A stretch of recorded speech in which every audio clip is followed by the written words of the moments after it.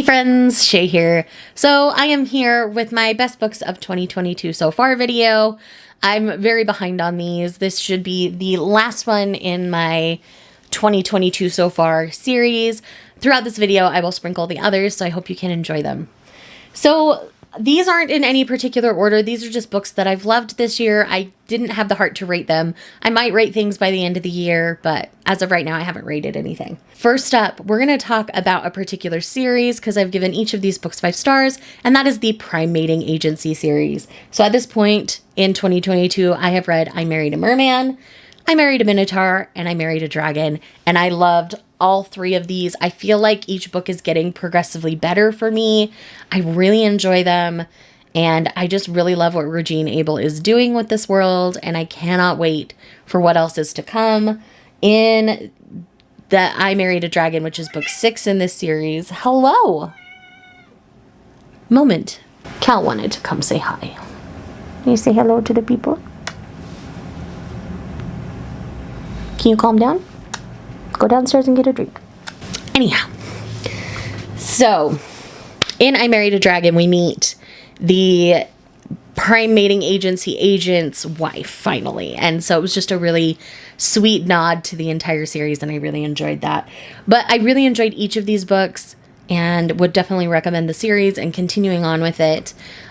Basically, after the first book, I feel like I've enjoyed them all more than the first book. So if you didn't get along with the first book, I would recommend to try one of the others and see if you do better with that and go from there. But you cannot read I Married a Minotaur without reading I Married a Birdman. That's the only one where you have to read the one before the other. Otherwise, you spoil a bunch of stuff. So it'll just help you understand that planet better. Next on the list is Teach Me by Olivia Dade. This is one that I've had for a very long time. This was on my 22 to read in 2022 list, and I ended up really enjoying myself. I originally thought this was an age gap, but it's definitely not. We have 2 teachers about the same age. One has always been single. The other is divorced with a daughter in high school, and it's about their relationship, and I love this. I'm not going to say too much more because I think it's better to just go in and experience this, and it's beautiful, and I loved it. Next one is Second First Impressions by Sally Thorne. I liked The Hating Game okay, but I loved Second First Impressions. I thought this one was so well done. I thought it was so charming and lovely. I liked both of the characters a lot. It all centers around a place where they have endangered turtles living there. So it's kind of like a turtle sanctuary as well as senior living. It's adorable. I really loved the whole concept because it's this rich playboy that ends up having to work there for a while, and it's brilliant. I really loved it so much. Next up, I'm going to mention Heaven Official's Blessing. This is a light novel series that I absolutely love and adore. I'm currently reading volume 3. These have definitely been some of my best of the year. I just can't tell you enough about them. These are technically Chinese light novels, so they're known as danmei, as is their technical term, but I absolutely adore them. Feel free to just pick them up and read them. These are boys' love style stories that are based in ancient China, and they're brilliant. I love them. I love them so very much. You are just kind of dropped in. Some people have felt a little lost.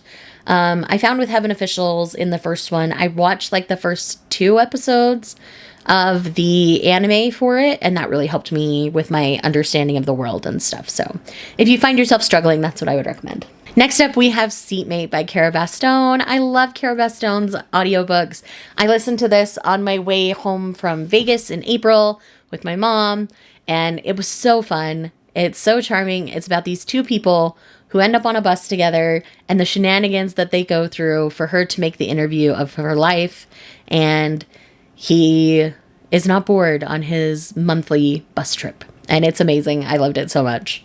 That's all I'm going to say. Would definitely recommend. The next one on this list is the Skyward Flight novellas from Brandon Sanderson. There are 3 novellas that take place in the Skyward universe that span between the end of book 2 and into book 3. I really enjoyed each story, and all of these 3 stories tie together. So you can find them in the one Skyward Flight bind up, or they have the audiobooks all separated. I did read these via audio and really enjoyed my time.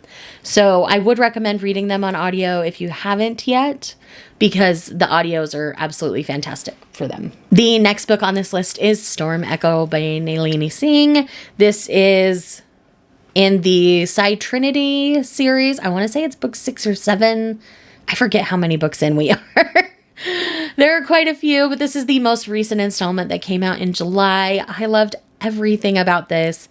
He is so gone for her, and this morality chain is a real thing, and I really loved this particular book. He would burn the world for her because he is Psy, and he has no emotion, and he's like, someone's hurting her, I will kill them. I will protect her.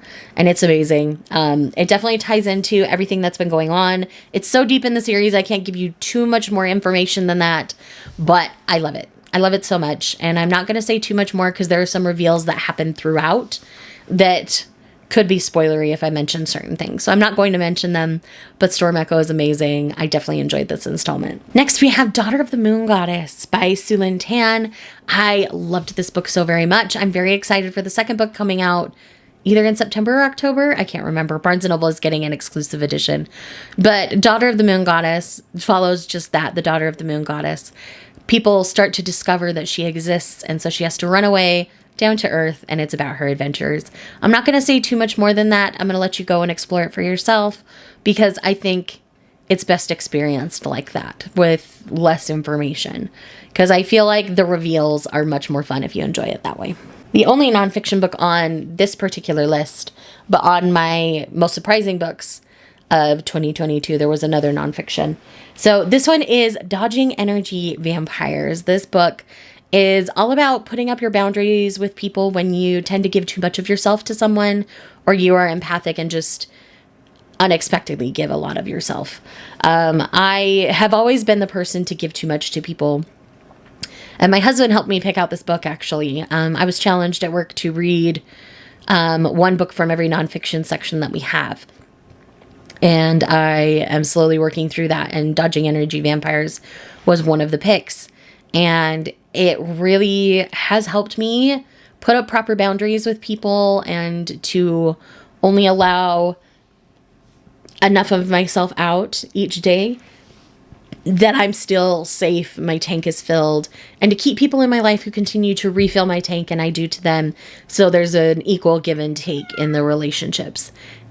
Yes, sir. Hello. Can you give me 2 more minutes for me to finish?